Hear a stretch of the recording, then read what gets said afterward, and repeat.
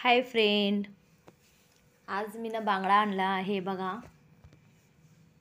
कसे आहे, ताजे ताजे आणलेला आहे. अगदी त्याला स्वच्छ मी धुवून घेतलेला आहे.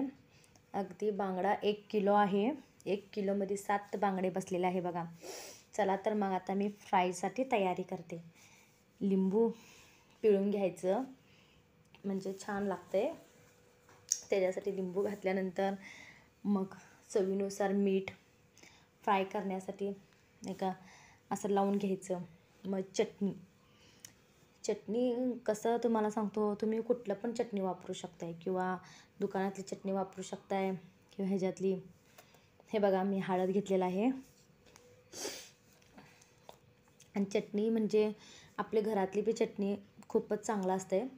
तुम्ही मच्छीला वगैरे म्हणजे बांगडा फ्रायला तुम्ही लावू शकताय, काही प्रॉब्लेम नाही. चला तर मग आता मी चटणी लावून घेते. हे बघा, चटणी घेतलेला आहे लावायला बांगड्याला. अगदी चांगलं तुम्ही चटणी लावून जरा भिजवून पाण्याचा थेंब घालून व्यवस्थित चटणी लावून घ्या माशांना, म्हणजे चव येते. ते महिन्यातनं 1-2 वेळा तर आम्ही मासं आणतोयच. बांगडा, सुरमई, पापलेट, हे बरेच माशांचे नाव आहेत. आम्ही करत असतो फ्राय, खूपच आवडते आमच्या घरात. हे बघा, चटणी लावून झालेलं आहे. कोण कोण असं चटणीमध्येच फ्राय करून घेतात. हे बघा, तळायसाठी घेत आहे मी. बघा, तव्यामध्ये मी घातलेलं आहे चटणी लावून मी एका बाऊलमध्ये घेऊन तेल घालून चटणी तेल लावून माशाला मी ना तळण्यासाठी घेतलेलं आहे. अगदी साधी सोपी आहे, काही अवघड नाही आहे मासं तळण्यासाठी. त्याला आता परतून घ्यायचं. 5 जास्त छान घ्यायचं. 5 ते 8 मिनटं चांगलं भाजून किंवा तळून घ्यायचं. असं टेस्टी, खूपच छान भाताबरोबर वगैरे छान लागते किंवा तांदळाची भाकरी बरोबर बांगडा मासा खूपच छान लागतोय. हे बघा, खाली परतून वगैरे कसं झालेलं आहे बघा. ते अगदी छान टेस्टी हे तळून झालेलं आहे.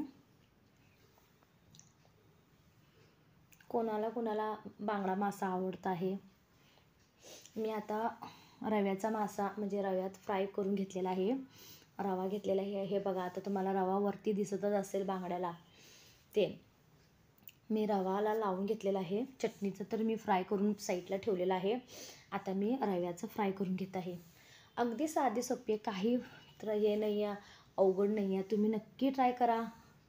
खूप साधं सोपं आहे, छान लागते, हेल्दी आहे. मटणापेक्षा मासं बरेच लोक खातात, किती चांगलं आहे. ह्याच्यात शुगर नसते, काही नसते. हे बघा, रव्याचा मासा माझा तळून झालेला आहे. हे बघा, खालीवर करून छान चटणीच होतं त्याचं, ते पण छान तळून झालेलं आहे. आणि रव्याचं आमच्या घरातल्या लोकांना, माझ्या वहिनीला, माझ्या नवऱ्याला, मला रव्यामध्ये आवडते. माझ्या मम्मीला असं चटणीमध्ये आवडते, माझ्या भावाला. असं बरेच जणांना वेगवेगळ्या पद्धत आहे हा बांगडा फ्राय करायला. हे बघा, कसा बांगडा तळून झालेला आहे. माझ्या तर तोंडाला पाणी सुटलेलं आहे. खूपच छान. अगदी तुम्ही नक्की ट्राय करा. बघा, हे माझा बांगडा मासा फ्राय तयार झालेला आहे. तुम्ही नक्की माझ्या व्हिडिओला लाईक आणि सबस्क्राईब करा. जास्तीत जास्त शेअर करा. व्हिडिओ माझे साधे सोपे असतात. अगर मी जर काय बोललेलं चुकलं असले तर मी क्षमा मागते.